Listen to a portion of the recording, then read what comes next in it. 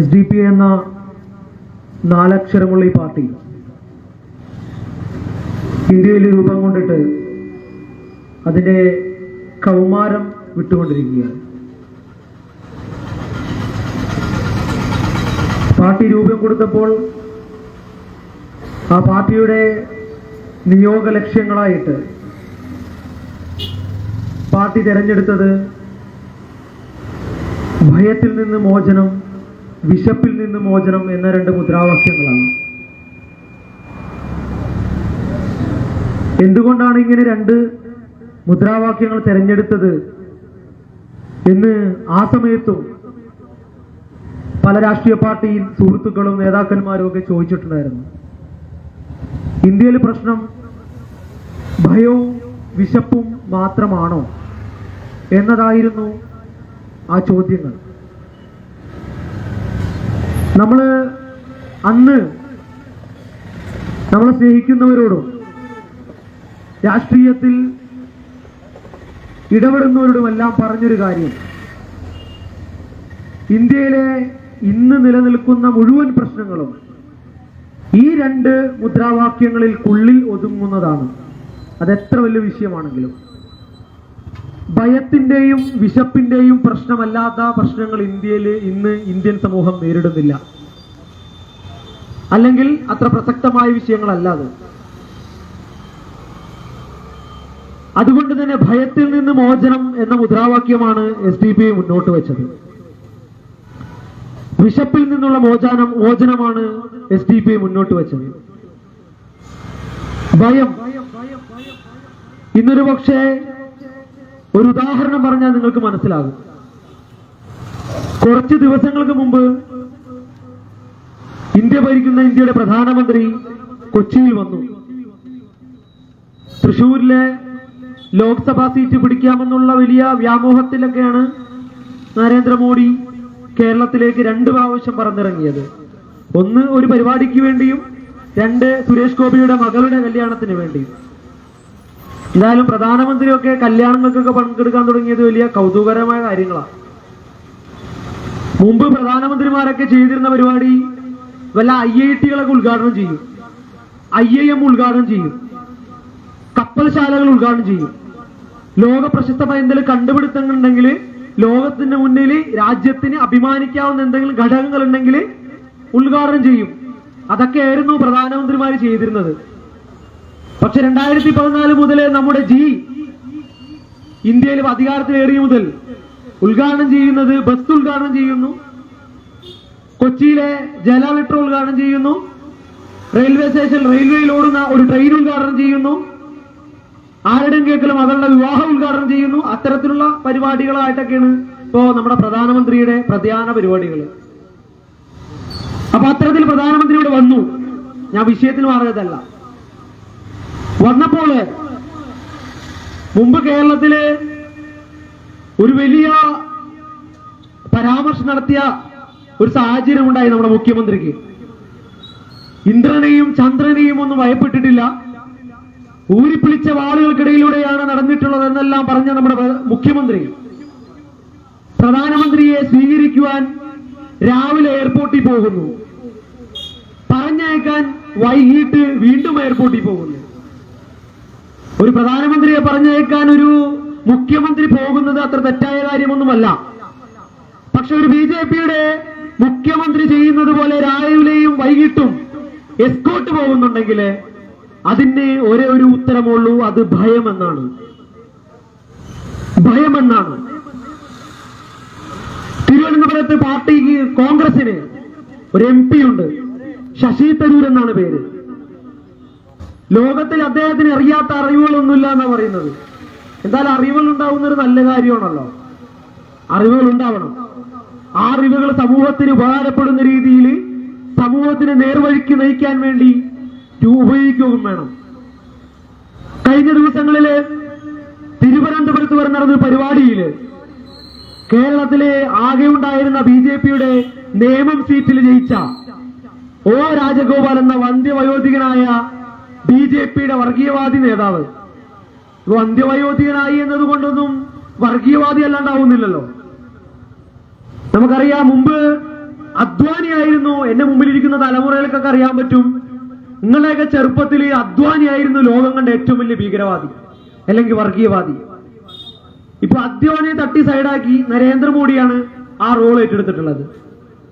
അത്തരത്തിൽ കേരളത്തില് വർഗീയതക്ക് പൊതു സ്വീകാര്യത നൽകുന്നതിൽ മുന്നിൽ നിന്ന ഒ രാജഗോപാൽ എന്ന BJPയുടെ MLA, മുൻ MLA, അദ്ദേഹത്തിന്റെ കാല് തൊട്ട് വന്ദിക്കുന്ന ശശി തരൂരിനെയാണ് കണ്ടത്. കാല് തൊട്ട് വന്ദിക്കുന്നത് ഇന്ത്യയിലെ ഒരു സംസ്കാരത്തിന്റെ ഭാഗം. അപ്പൊ ചിലപ്പോ മുസ്ലിങ്ങൾ ചെയ്തു കൊള്ളണമെന്നില്ല, പക്ഷെ ഹൈന്ദവരായ സഹോദരങ്ങൾ ചെയ്യും. കാര്യം എന്താ? ഗുരുതുല്യരായ ബഹുമാനിക്കപ്പെടാവുന്ന പ്രവർത്തനങ്ങൾ ചെയ്ത മാതാവിനെ പോലുള്ള ആളുകളെയൊക്കെ കാല് തൊടുത്ത് വന്ദിക്കുന്ന രീതിയൊക്കെ ഹൈന്ദവ സഹോദരങ്ങൾക്കിടയിലുണ്ട്. എന്നാൽ ഒ രാജഗോപാല് എന്ത് അധ്യാപനപരമായ മാതൃകാപരമായ പ്രവർത്തനം ചെയ്തത് കൊണ്ടാണ് കോൺഗ്രസിന്റെ MP ശശി തരൂര് അദ്ദേഹത്തിന് കാല് പിടിച്ചത് എന്നതിൽ ഒറ്റ ഉത്തരവുള്ളൂ, ഭയമെന്നാണ്. ഭയമെന്നാണ് അതിന്റെ ഉത്തരം. കഴിഞ്ഞ ദിവസം പാർലമെന്റില് ഒരു ചെറിയ വിരുന്ന് നടന്നു. എല്ലാ MP മാർക്കും ആ വിരുന്നൊന്നും കിട്ടിയില്ല. ക്ഷണിക്കപ്പെട്ടതിൽ കേരളത്തിലെ ഒരു പ്രമുഖനായ MP ഉണ്ടായിരുന്നു. NK പ്രേമചന്ദ്രൻ എന്ന് പറയുന്ന ഒരു കടികെട്ട് സഖാവായിട്ടുള്ള ഇടതുപക്ഷക്കാരനായിട്ടുള്ള കൊല്ലം MP പ്രേമചന്ദ്രൻ. അദ്ദേഹം ഇന്ത്യയിലെ ഏറ്റവും നല്ല MP ഒരാളാണ് എന്ന് പറയപ്പെടുന്ന ആളാണ്.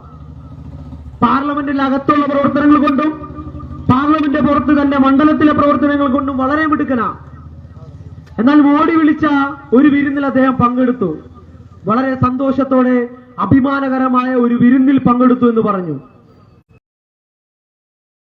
ഇന്ത്യയിലെ ഒരേ ഒരു രാഷ്ട്രീയക്കാരൻ ചിലപ്പോ ഈ പ്രേമചന്ദ്രൻ മാത്രമായിരിക്കും. എന്നിട്ട് അദ്ദേഹം പറഞ്ഞെന്താ? പ്രധാനമന്ത്രി വിളിക്കുന്ന ഒരു വിരുന്നിൽ എങ്ങനെയാണ് പങ്കെടുക്കാതിരിക്കുന്നത്? അത് ശരിയാണോ എന്നാണ് ചോദിക്കുന്നത്. പണ്ട് ഒരു കമ്മ്യൂണിസ്റ്റ് നേതാവിന്റെ ഒരനുഭവമുണ്ട്. പി കൃഷ്ണപിള്ള എന്താണ് അദ്ദേഹത്തിന്റെ പേര്? പഴയകാല കമ്മ്യൂണിസ്റ്റ് നേതാവാണ്. തൊഴിലാളികളുടെയും മുതലാളികളുടെയും ഒരു ചർച്ചയ്ക്ക് വേണ്ടി അദ്ദേഹം പോയി. ചർച്ചയ്ക്ക് വേണ്ടി പോയപ്പോ ചർച്ച വളരെ കാര്യമായി മുന്നോട്ട് പോയി. ഉച്ചക്ക് മുതലാളി ഭക്ഷണം തയ്യാറാക്കി. ആരുടെ വീട്ടില്? മുതലാളിയുടെ വീട്ടില്. തൊഴിലാളികൾക്കും മുതലാളിക്കും അവിടെ ചർച്ചയ്ക്ക് വന്ന മുഴുവൻ ആളുകൾക്കും വേണ്ടി ഭക്ഷണം തയ്യാറാക്കി. പക്ഷേ ഇടതുപക്ഷക്കാരനായ സത്യസന്ധനായ കമ്മ്യൂണിസ്റ്റ് നേതാവ് അന്ന് അദ്ദേഹം ആ ഭക്ഷണം കഴിച്ചില്ല. പുറത്ത് പോയി സാധാരണ ഒരു കടയിൽ ഊണ് കഴിച്ചു. അപ്പൊ എന്താണ് അദ്ദേഹം അങ്ങനെ ചെയ്തത് എന്ന് ചോദിച്ചപ്പോൾ പറഞ്ഞത്, ഞാൻ അവിടുത്തെ ഭക്ഷണം കഴിച്ചാൽ, ആ വിരുന്ന് കഴിച്ചാൽ ആ വിരുന്നിൽ ഞാൻ സ്വാധീനിക്കപ്പെട്ടു പോകുമോ എന്ന് ഭയപ്പെട്ടാണ് എന്നാണ് പറഞ്ഞത്. അങ്ങനെ പറഞ്ഞ കമ്മ്യൂണിസ്റ്റ് നേതാക്കന്മാർ പണ്ടുണ്ടായിരുന്നു, ഇപ്പില്ല കേട്ടോ.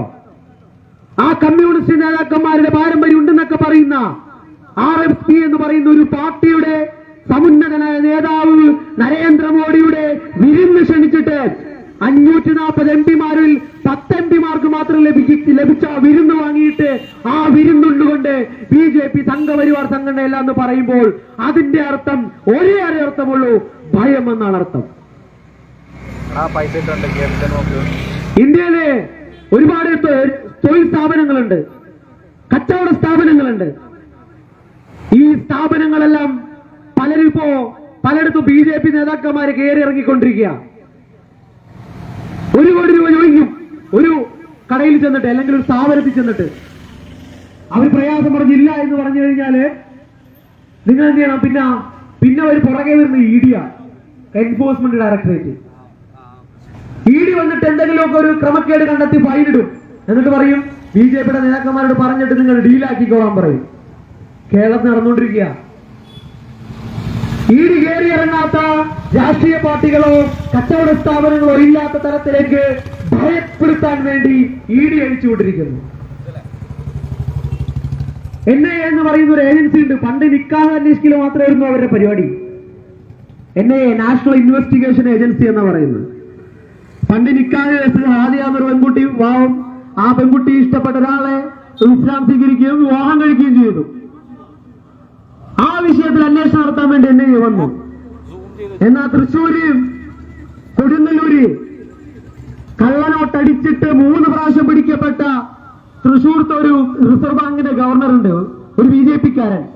മൂപ്പരുടെ വീട്ടിലേക്കൊന്നും ഇ ഡി വന്നിട്ടില്ല. അപ്പൊ ഇ ഡി പൊതുവെ രാഷ്ട്രീയ പ്രതിയോഗികളുടെ വീടുകളിൽ കയറിയിറങ്ങിക്കൊണ്ടിരിക്കുന്ന ഒരു കാലഘട്ടം. അങ്ങനെ ഭയപ്പെടുത്താൻ BJP നോക്കുന്നു. ഭയപ്പെടാൻ വേണ്ടി ഈ നാട്ടിലെ പ്രതിപക്ഷ പാർട്ടികൾ നിന്നുകൊടുത്തുകൊണ്ടിരിക്കുന്നു. ഭയപ്പെടാൻ ചിലർക്ക് ചില കാരണങ്ങളുണ്ട് കേട്ടോ.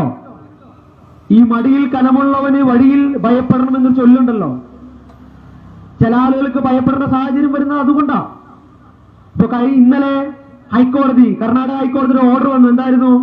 പിണറായി വിജയൻ മകൾ പ്രതിയായിട്ടുള്ള കേസ് അത് അന്വേഷണം മുന്നോട്ട് കൊണ്ടുപോകാൻ വേണ്ടി ഒരു കോടതി വിധി വന്നു ഇന്നലെ.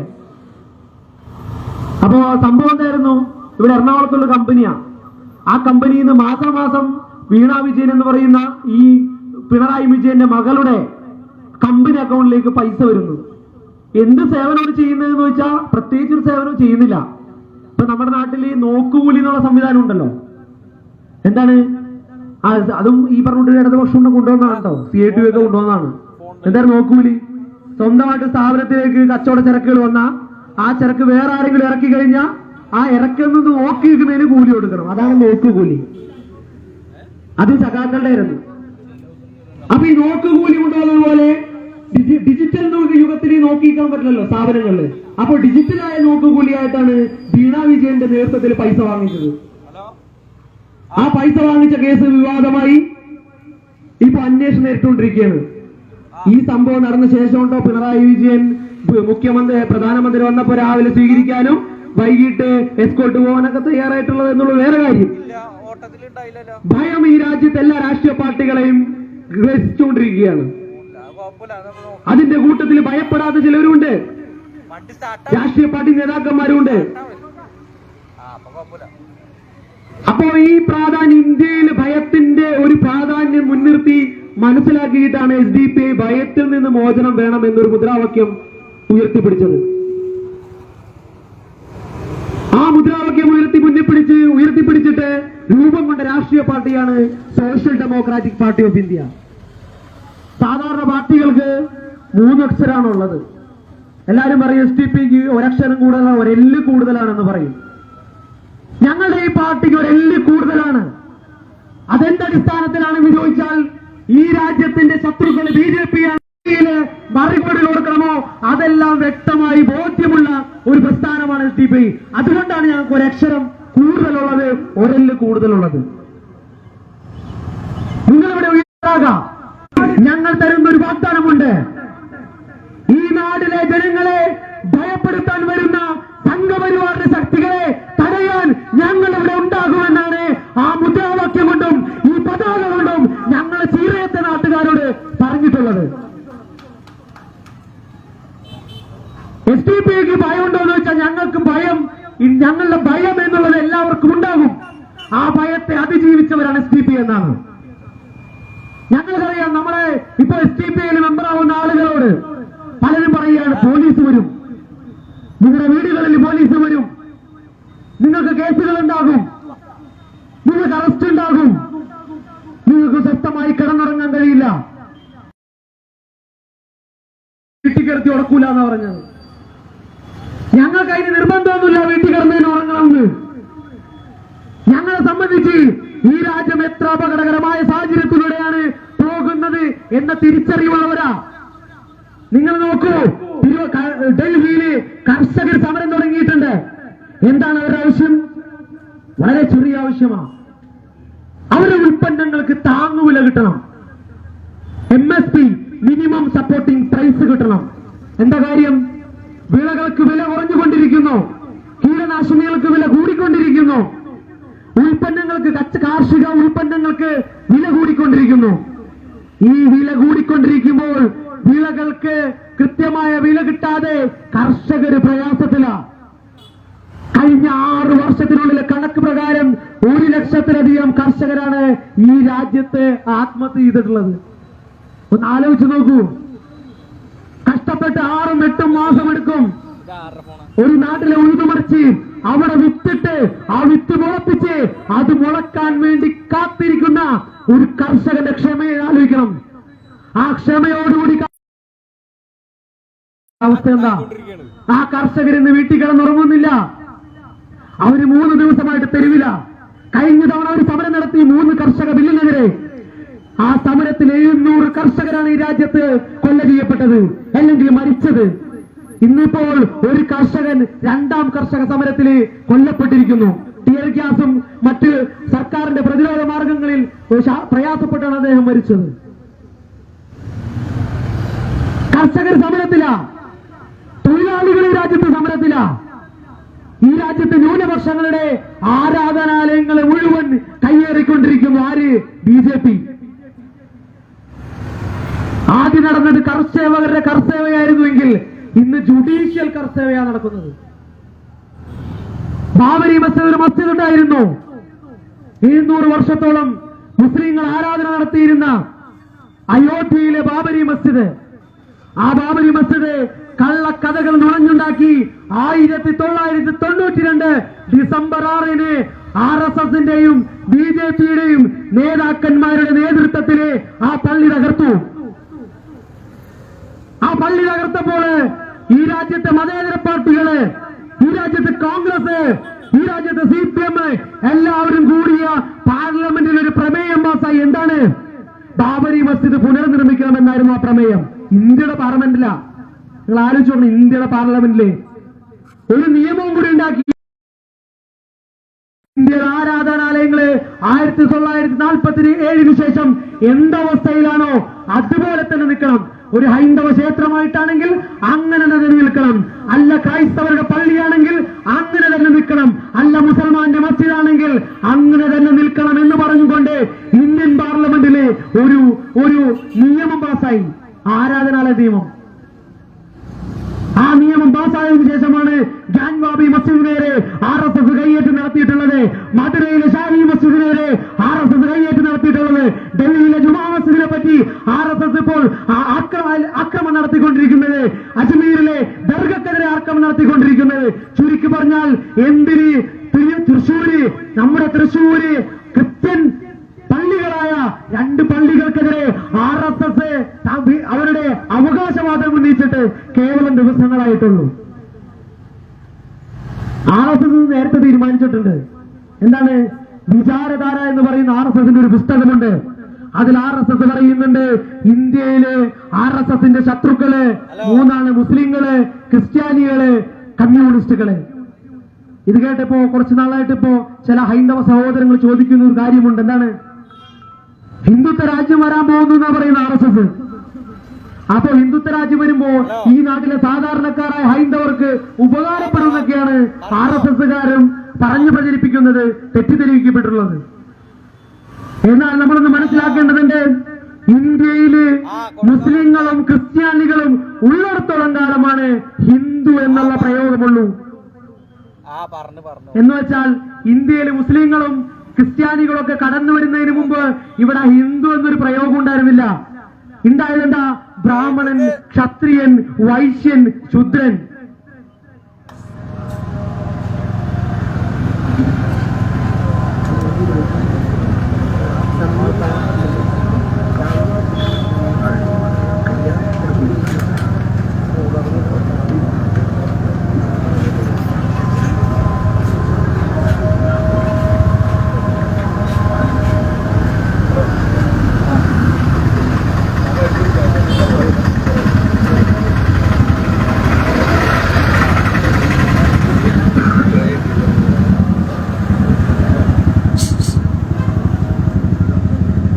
കുറെ കോള് വന്നിട്ടുണ്ടായിരുന്നു.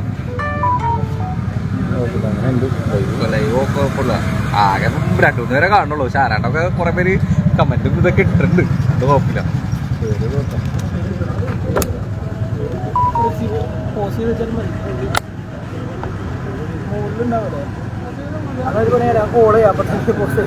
അല്ല വേണ്ട, ഇപ്പൊ കട്ടായി പോകില്ല.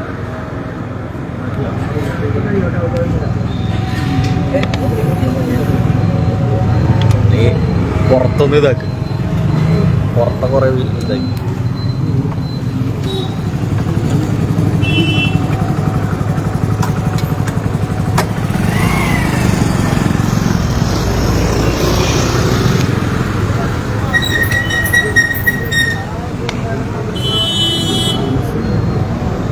എടാ ഞാനേ പെട്രോൾ അടിക്കാൻ 300 ഇട്ടുണ്ട്. മറ്റേ കാണിച്ചാൽ വേറെ വർഷം കാണിച്ചു ഇല്ല അതല്ലേ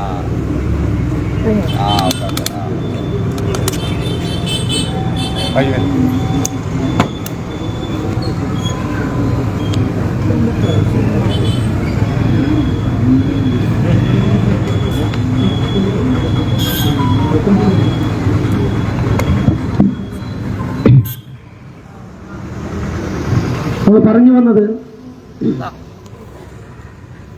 ഇന്ത്യയില് ജാതി തിരിച്ചിട്ട് ഈ രാജ്യത്തെ ജനങ്ങളെ 10 അടിയും 20 അടിയും 50 അടിയും മാറ്റി നിർത്തി ഈ രാജ്യത്ത് അധികാരത്തിൽ സസുഖം വാണിരുന്ന സവർണരുടെ രാഷ്ട്രമാണ് ഈ രാജ്യത്ത് വരാൻ പോകുന്നത്. സാധാരണക്കാരായ ഹിന്ദുക്കള് ധൈര്യപ്പെട്ടൊന്നിരിക്കേണ്ട, അവർക്ക് എന്ത് ഉപകാരപ്പെട്ട സാധനമാണ് RSS കൊണ്ടുവരാൻ പോകുന്നതെന്ന്. വഴിയിലിട്ട് തെരുവിലിട്ട് തൊലി നോക്കി അടിക്കാൻ പോകുന്ന പണിയാണ് RSS ചെയ്തുകൊണ്ടിരിക്കുന്നത്. നോക്കൂ, രാജസ്ഥാനിലും ഡൽഹിയിലും ബീഹാറിലുമെല്ലാം വാർത്തകൾ വരുന്നുണ്ട്. എന്താണ്? ദലിതരെ വസ്ത്രം ഊരിയിട്ടടിക്കുന്നു, ദലിതരെ കെട്ടിയിട്ട് ബലാത്സംഗം ചെയ്യുന്നു, ദലിതരായ പെൺകുട്ടികൾക്ക് അക്രമം നടത്തുന്നു. ഈ രാജ്യത്തെ സവർണർ പണ്ട് നിയമമായിട്ടൊക്കെ എഴുതി വെച്ചിട്ടുണ്ട്. എന്താണ്? ഈ രാജ്യത്തെ സാധാരണക്കാരായ ദലിതരായ താഴ്ന്ന ജാതിക്കാരായ ആളുകൾക്ക് നേരെ അതിക്രമം നടത്താൻ അവർക്ക് അവകാശമുണ്ടെന്ന് പറയുന്നത് ദൈവികമായിട്ടുള്ള അവകാശം. നിങ്ങൾക്കറിയാം, ഹത്രാസ് എന്ന് പറയുന്ന സ്ഥലത്ത് ഉത്തർപ്രദേശിലെ ഒരു ദലിത് പെൺകുട്ടിയെ അവിടുത്തെ സവർണന്മാരായ താക്കൂറന്മാരായ RSSകാർ കൂടിയിട്ട് ബലാത്സംഗം ചെയ്ത് കൊന്നു. വെറുതെ കൊന്നില്ല, ആ പെൺകുട്ടിയുടെ നട്ടെല്ല് തല്ലി ഒടിച്ചു. എന്തിനാ? എഴുന്നേറ്റ് നടക്കാതിരിക്കാൻ. നാവർത്തെടുത്തു. എന്തിനാ? താക്കൂറന്മാരുടെ പേരുകൾ പറയാതിരിക്കാൻ. എന്നിട്ട് വഴിയിൽ തള്ളി. എന്താണ് ഉത്തർപ്രദേശിലെ പോലീസ് ചെയ്തത്, സർക്കാർ ചെയ്തതെന്നറിയോ? ഒരു പെൺകുട്ടിയെ കൊല്ലുന്നാൽ അതിന്റെ ബോഡിയെങ്കിലും കുടുംബത്തിന് വിട്ടുകൊടുക്കാനുള്ള അന്തസ് കാണിക്കണമല്ലോ. അതുപോലുമില്ലാതെ തെരുവില് തെങ്ങിന്റെ കഷ്ണവും കുടുംബമെല്ലാം കൂട്ടിയിട്ടിട്ട് ആ പെൺകുട്ടി മൃതദേഹം കത്തിച്ചു. അതാണ് ഹത്രാസ് സംഭവം. ഒരു ഹൈന്ദവ പെൺകുട്ടിക്ക് നേരെ ഇന്ത്യയിൽ നടന്ന അക്രമമാണത്. അപ്പൊ അതുകൊണ്ട് തന്നെ ഇവരാദ്യം ഓടിക്കുന്നത് മുസ്ലിങ്ങളെയാണ്, പിന്നെ ഓടിക്കുന്നത് ക്രിസ്ത്യാനികളാണ്, പിന്നെ ഈ രാജ്യത്തെ ദലിതർക്കേറെ തിരിയും. ഓരോ ദലിത് വിഭാഗങ്ങളെയും താഴ്ന്ന ജാതിക്കാരെ നേരെ തിരിഞ്ഞുകൊണ്ട് അവരെ തങ്ങളുടെ വരുതിയിലാക്കുന്ന, അടിച്ചൊതുക്കുന്ന പണ്ടത്തെ കാലം ജാതി വ്യവസ്ഥ വരുത്തുന്ന കാലം ഉണ്ടാകും. നമ്മുടെ പാർലമെന്റ് പണിഞ്ഞു, പുതിയ പാർലമെന്റ്. ആ പാർലമെന്റിലെ ഉദ്ഘാടനം ചെയ്തത് ജി തന്നെയായിരുന്നു. സാധാരണഗതിയില് ഒരു പാർലമെന്റ് വരുമ്പോൾ, നിർമ്മിക്കുമ്പോൾ ഉദ്ഘാടനം ചെയ്യാൻ നമ്മള് പരമോന്നതനായ സുപ്രീമായിട്ടുള്ള ഈ രാജ്യത്തിന്റെ കോൺസ്റ്റിറ്റ്യൂഷന്റെ ഏറ്റവും അപ്പർ ഹാൻഡ് ആയിട്ടുള്ള പ്രസിഡന്റിനെ വിളിക്കും, രാഷ്ട്രപതി. എന്നാൽ പാർലമെന്റ് ഉദ്ഘാടനം ചെയ്യാൻ രാഷ്ട്രപതിയെ വിളിച്ചില്ല. എന്താ കാര്യം? അവരൊരു ആദിവാസിയാണ്, അവർ ST ആണ്. പക്ഷെ അവർക്ക് ST വേണം. എപ്പോഴാണെന്നറിയോ? ഇന്ത്യയിൽ ഞങ്ങൾ ST മുന്നോട്ട് കൊണ്ടു നടക്കുന്നു, ദലിതരെ ഞങ്ങളെ അധികാരത്തിലെത്തിക്കുന്നു എന്ന് കാണിക്കാൻ വേണ്ടി ST വേണം. എന്നാൽ പാർലമെന്റ് ഉദ്ഘാടനം ചെയ്യാൻ ആ പരിസരത്തേക്ക് പോലും ഇന്ത്യയുടെ പ്രസിഡന്റിനെ അടുപ്പിച്ചില്ല. പിന്നീട് രാമക്ഷേത്ര ഉദ്ഘാടനം നടന്നു. ബാബരി മസ്ജിദ് പൊളിച്ച ഭൂമിയില് രാമക്ഷേത്രത്തിന്റെ ഉദ്ഘാടനം. ആ ഉദ്ഘാടന വേദിയിലും നമ്മൾ പ്രസിഡന്റിനെ കണ്ടില്ല. കാര്യം എന്താ? അത്തരം കർമ്മങ്ങളിലെല്ലാം വരേണ്ടവരല്ല ദലിതരും പിന്നോക്കക്കാരും എന്നുള്ള ബോധ്യത്തിൽ നിന്നാണ് സംഭവിക്കുന്നത്. അതുകൊണ്ട് തന്നെ പ്രിയപ്പെട്ടവരെ, ഈ രാജ്യത്തെ മുസ്ലിങ്ങളും ഹിന്ദുവും ക്രിസ്ത്യാനിയും ഉൾപ്പെടുന്ന, മതമുള്ളവനും ഇല്ലാത്തവരും ഉൾപ്പെടുന്ന ആളുകൾക്ക് ഗുണകരമായ ഒരു രാജ്യമൊന്നുമല്ല RSS കൊണ്ടുവരാൻ പോകുന്നത് എന്നുള്ള ബോധ്യം ഓരോരുത്തർക്കും നമുക്കുണ്ടാവുന്നത് നല്ലതാണ്. പ്രിയപ്പെട്ടവരെ, ഞാൻ ചുരുക്കുകയാണ്. ഇവിടെ ഇപ്പോൾ ഇന്ന് SDPI എന്ന് പറയുന്ന ഈ പ്രസ്ഥാനത്തിന്റെ പതാകയും ബ്രാഞ്ചും ഇവിടെ നമ്മൾ രൂപീകരിച്ചിട്ടുണ്ട്. നേരത്തെ പറഞ്ഞതുപോലെ ഈ നാട്ടിലെ ഇപ്പോൾ ഇവിടെയുള്ള SDPയുടെ പ്രവർത്തകര് ഈ നാട്ടിലെ ജനങ്ങൾക്ക് ഒരു വാഗ്ദാനം നൽകുന്നത്, ഈ നാട്ടിലെ സംഘപരിവാറിനെതിരെ രാഷ്ട്രീയമായും നിയമപരമായും ഏത് തരത്തിലും മുന്നിൽ നിൽക്കാൻ ഞങ്ങളും ഉണ്ടാവുമുള്ള ഒരു വാഗ്ദാനമാണെങ്കിൽ അതൊരു ഉത്തരവാദിത്തം കൂടിയാണ് എന്നുള്ള ഒരു ബോധ്യവും ഞങ്ങൾക്കുണ്ട്. ഞങ്ങളതൊരു അഭിമാനം കൊണ്ടോ അഹങ്കാരം കൊണ്ടൊന്നും പറയുന്നല്ല. ഞങ്ങളുടെ പാർട്ടി അത്ര വലുതായിട്ടില്ലെങ്കിലും ഇന്ത്യയിൽ ഏറ്റവും ഫാസ്റ്റ് ആയിട്ട് തന്നെ വളർന്നുകൊണ്ടിരിക്കുന്ന ഒരു സാമൂഹിക ജനാധിപത്യ പ്രസ്ഥാനമാണ് SDP. ഇന്ത്യയിൽ SDP 22 സംസ്ഥാനങ്ങളിലെ സംസ്ഥാന കമ്മിറ്റിയോടുകൂടി പ്രവർത്തിക്കുന്നുണ്ട്. ഇവിടെ പല രാഷ്ട്രീയ പാർട്ടികളുണ്ട്. ഇപ്പോ പ്രത്യേകിച്ച് കോൺഗ്രസിന്റെ ഏറ്റവും ഉന്നതനായ നേതാവ് ഇപ്പൊ മത്സരിക്കാൻ പോകുന്ന വയനാട്ടിൽ വന്നിട്ടാ. എന്താ കാര്യം? അങ്ങനെ ഡൽഹിയിലോ ഉത്തരേന്ത്യയിലോ ഒന്നും സീറ്റില്ലാണ്ടല്ലോ, അവിടെയും നിന്ന് ജയിക്കാനുള്ള ധൈര്യം കോൺഗ്രസിന് ഇല്ലാത്തത് കൊണ്ടാണ് 60% മുസ്ലിങ്ങളുള്ള വയനാട്ടിലെ സീറ്റിൽ വന്നിട്ട് രാഹുൽ ഗാന്ധി മത്സരിക്കുന്നത്. മത്സരിച്ചോട്ടെ, നമുക്ക് കുഴപ്പമൊന്നുമില്ല. പക്ഷേ പിന്നീട് ഇന്ത്യയിലെ മുഴുവൻ ജനങ്ങളുടെയും രക്ഷകരാണ് എന്ന് പറഞ്ഞുകൊണ്ട് ഇന്ത്യയിലേക്ക് വരരുത്. കാരണം എന്താ? രാഹുൽ ഗാന്ധി എത്താത്ത ഇടങ്ങളിലേക്ക് പോലും SDP ഓടിയെത്തുന്നുണ്ട് എന്നുള്ള ഒരു വസ്തുത ഈ നാട്ടിലെ ജനങ്ങൾ മനസ്സിലാക്കണം. ഈ നാട്ടിലെ SDP-ക്ക് ഇന്ന് 1200-ഓളം മെമ്പർമാരുണ്ട്, ജനപ്രതിനിധികളുണ്ട്. കർണാടകയിലെ 3-ലധികം പഞ്ചായത്തുകൾ SDP ഭരിക്കുന്നുണ്ട്. ആ പഞ്ചായത്തിലെ ഒരു പ്രത്യേകത എന്താണെന്നറിയോ? അവിടെ പ്രതിപക്ഷം കോൺഗ്രസോ JDS ഒന്നുമല്ല, BJP ആണ്. SDP ഭരിക്കുന്ന സജിപ്പ പോലുള്ള പഞ്ചായത്തുകളിലെ അവിടെ പ്രതിപക്ഷത്തുള്ളത് BJP ആണ്. ഇന്ത്യയിൽ വരാൻ പോകുന്ന ഒരു കാലഘട്ടത്തിന്റെ സൂചനയാണത്. ഇന്ത്യയിലെ പ്രതിപക്ഷമായിട്ട് BJP വേഴ്സസ് SDP എന്നൊരു കാലഘട്ടത്തിലേക്ക് ഇന്ത്യ നീങ്ങാൻ പോകുകയാണ്. കാരണം എന്താ? ഞങ്ങൾ എന്തോ വലിയ ശക്തിയായോണ്ടല്ല പറയുന്നത്. ഞങ്ങൾ ജനങ്ങളോട് സംവദിക്കുന്നത് സത്യസന്ധമായിട്ടാണ്. ഈ രാജ്യത്തെ ജനങ്ങളുടെ പ്രശ്നങ്ങളെ, അടിസ്ഥാനപരമായ പ്രശ്നങ്ങളെ ഭയപ്പെടാതെ ഞങ്ങൾ ഏറ്റെടുക്കുന്നുണ്ട്. ഇവിടെ മതവും ജാതിയും പറഞ്ഞാൽ അപ്പം തന്നെ രാഷ്ട്രീയക്കാർ ഓടും. ഞങ്ങൾക്ക് ഭയമില്ല. കാരണം എന്താ? ഈ നാട്ടിലെ ജനങ്ങളുടെ പ്രശ്നങ്ങള് മതവും ജാതിയുമായി ബന്ധപ്പെട്ടതാ. മുസ്ലിം ആയതുകൊണ്ട് അനുഭവിക്കുന്ന പ്രശ്നങ്ങള് മുസ്ലിമായി നിന്ന് ചെറുക്കണം. ക്രിസ്ത്യാനിയായിട്ട് അനുഭവിക്കുന്ന പ്രശ്നങ്ങളെ ക്രിസ്ത്യാനിയായി നിന്നുകൊണ്ട് ചെറുക്കണം. ദലിതനായിട്ട് നിന്നുകൊണ്ട് അനുഭവിക്കുന്ന പ്രശ്നങ്ങളെ ദലിതനായിട്ട് തന്നെ ചെറുക്കണം. അതുകൊണ്ട് SDP ഈ നാട്ടിലെ ജനങ്ങളോട് വളരെ സത്യസന്ധമായി സംവദിച്ചുകൊണ്ടിരിക്കുക. അതുകൊണ്ടാണ് ഫാസ്റ്റായിട്ട് പാർട്ടി വളർന്നുകൊണ്ടിരിക്കുന്നത്. ഇന്ന് ഗുജറാത്തില് അഹമ്മദാബാദിലെ കഴിഞ്ഞ ദേശീയ കമ്മിറ്റി SDP-യുടെ ദേശീയ കമ്മിറ്റി ഞങ്ങൾ കൂടിയത് ഗുജറാത്തിലെ അഹമ്മദാബാദിലാ. പാർട്ടി അവിടെയുണ്ട്, പാർട്ടി ഹരിയാനയിലുണ്ട്, ഛത്തീസ്ഗഡിലുണ്ട്, ജാർഖണ്ഡിലുണ്ട്. ഹിന്ദി ബെൽറ്റ് എന്ന് പറയുന്ന പ്രദേശങ്ങളിൽ ഉത്തർപ്രദേശില് പാർട്ടിക്ക് 3 ജില്ലാ പഞ്ചായത്ത് മെമ്പർമാരുണ്ട്. കേരളത്തിൽ വരെ ഇപ്പൊ ഉണ്ടായിട്ടില്ല. അതിലൊരു സ്ഥലത്തെ ഒരു ഓപ്പോണൻസ് ഇല്ലാതെ ഒറ്റക്ക് ജയിച്ചതാ. എന്ന് വെച്ചാൽ അവിടെ മത്സരിക്കാൻ വരെ ഭയമുള്ള സാഹചര്യങ്ങളുള്ളടത്ത് SDP-ക്ക് 2 സംസ്ഥാന കമ്മിറ്റി ഉണ്ട് ഉത്തർപ്രദേശിലെ. അപ്പൊ അതുകൊണ്ട് തന്നെ പ്രിയപ്പെട്ടവരെ, ഈ പാർട്ടിയിലേക്ക് വരുമ്പോൾ പലരും ഭയം പറഞ്ഞ് ഭയപ്പെടുത്താൻ നോക്കും. ആ പറഞ്ഞതിനൊക്കെ ഞാൻ പറയുകയാണ്, ഈ രാജ്യത്തിന് സ്വാതന്ത്ര്യം ലഭിക്കാൻ വേണ്ടി ഇന്ത്യയുടെ ജയിലിൽ കിടക്കാത്ത ഒരു രാഷ്ട്രീയ നേതാവ് പോലും ഉണ്ടായിട്ടില്ല. ഇന്ത്യയുടെ ആദ്യത്തെ പ്രധാനമന്ത്രി ജയിലിൽ കടന്നത് 12 വർഷമാണ്. ആലോചിച്ച് നോക്കണം. ഇന്ത്യയുടെ ആദ്യത്തെ പ്രധാനമന്ത്രി ജവഹർലാൽ നെഹ്റു 10-ലധികം തവണയായിട്ട് 12 വർഷം ജയിലിൽ കിടന്നു. ലോകത്തെ മുഴുവൻ നേതാവായിട്ടുള്ള പറയുന്ന നെൽസൺ മണ്ടേല 25 വർഷമാണ് ജയിലിൽ കിടന്നിട്ടുള്ളത്. സുഭാഷ് ചന്ദ്രബോസ് 5 വർഷത്തിൽ കൂടുതൽ ജയിലിൽ കിടന്നിട്ടുണ്ട്. അതുകൊണ്ട് തന്നെ ജയില് പറഞ്ഞുകൊണ്ടൊന്നും ഈ നാട്ടിലെ പോരാട്ടങ്ങളെ ഒന്നും ആരും പിന്തിരിപ്പിക്കാമെന്ന് ശ്രമിക്കേണ്ട. കാരണം എന്താ? ജയില് കള്ളന്മാര് കൊള്ളക്കാർക്ക് വേണ്ടി മാത്രമല്ല, ഈ നാട്ടിലെ ആണുങ്ങൾക്കും വീരന്മാരായ രാഷ്ട്രീയ നേതാക്കന്മാർക്ക് കൂടിയുള്ളതാണ് ജയില്. SDP-കാരനായതുകൊണ്ടല്ല മനീഷ് സിസോദിയ എന്ന് പറയുന്ന ആം ആദ്മി പാർട്ടിയുടെ ഉപമുഖ്യമന്ത്രി, ഡൽഹി ഉപമുഖ്യമന്ത്രി ഇപ്പൊ ജയിലിൽ കിടക്കുന്നത്. മൂപ്പരൊരു ബ്രാഹ്മണനാ, വേണമെങ്കിൽ ഒരു മാപ്പ് എഴുതി കൊടുത്ത ജയിലിൽ നിന്ന് ഇറങ്ങാം. പക്ഷെ അദ്ദേഹം സത്യസന്ധമായി പറഞ്ഞു, എനിക്ക് എന്തെന്നാലും ഞാൻ ജയിലിൽ നിന്ന് ഇറങ്ങി, എനിക്ക് താല്പര്യമില്ല, BJP-യുടെ ഒരപ്പ കഷ്ണവും എനിക്ക് വേണ്ടെന്ന് പറഞ്ഞ സഞ്ജീവ് ഭട്ട് എന്ന് പറയുന്ന ഒരു പോലീസ് ഉദ്യോഗസ്ഥൻ ഗുജറാത്തിലെ കലാപം ഉണ്ടായപ്പോ മുസ്ലിങ്ങൾക്ക് സഹായം നൽകി എന്നതാണ് ആ പോലീസ് ഉദ്യോഗസ്ഥന് നേരെയുള്ള കുറ്റം. അതിന്റെ പേരിൽ 3 വർഷത്തിലധികമായി സഞ്ജീവ് ഭട്ട് ജയിലില്ല. ഒരു മാപ്പ് എഴുതി കൊടുത്താൽ പുറത്തിറങ്ങാൻ പറ്റും, പക്ഷെ എഴുതിയിട്ടില്ല. കാരണം എന്താ? അവരെല്ലാവരും മുന്നോട്ട് വെക്കുന്നത് ഈ രാജ്യം ഇനി വിമോചിക്കപ്പെടണം, ഈ രാജ്യത്തിന്റെ നാളെയുടെ തലമുറകള് നമ്മളോട് ചോദിക്കും, ഇന്ത്യ ഇത്ര കോലക്കേടാക്കിയപ്പോൾ RSSകാര് വന്ന് ഈ നാട് നശിപ്പിച്ചപ്പോൾ നിങ്ങളൊക്കെ എന്ത് ചെയ്യുകയായിരുന്നു?